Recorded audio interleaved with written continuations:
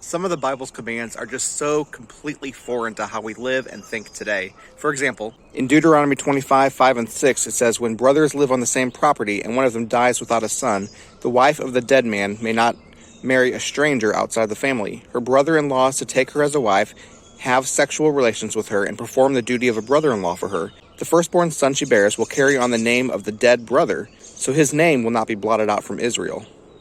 Now, I have a sister-in-law, and I would never consider doing this for her. I love her as a sister-in-law. I love my family, but that's just going a bit too far. And I don't think she would want me to do that for her. Here's the thing when we read a lot of the Old Testament, and actually all the Bible in general, it was written in a very different culture for a very different people at a very different time.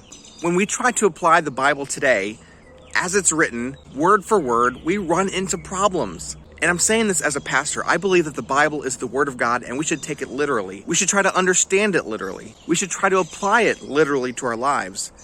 But as we do that, we need to understand literal genre and historical context. In that day, women didn't have the rights that they have today.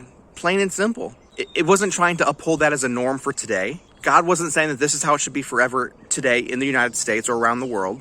But in that day, men had all the rights.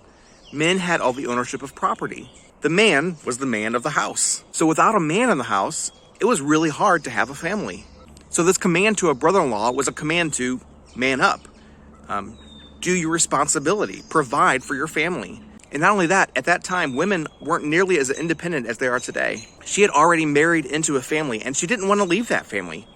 That family was to provide for her. She had left her mother and father and cleaved to that family. So it was only right that this command should be followed out.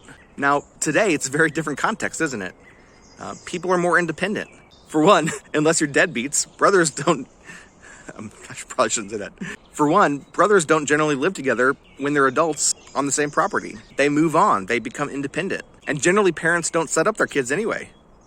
That's probably what was happening here. The parents found a good wife for the brother, but then he died. So the parents then said, "Hey, we found this good wife. How about you marry the brother?" So she does. It's a very different society. However, the principle for us today is think about how you can provide for your family. Think about how you can provide for your brother's family if he dies. Step up and be a man. Don't always think about the bottom line for yourself. Don't always be selfish. But selflessly, think about how you can love your neighbor as yourself. That's the principle for today. Apply that and you'll glorify God. God bless you. We'll see you again tomorrow.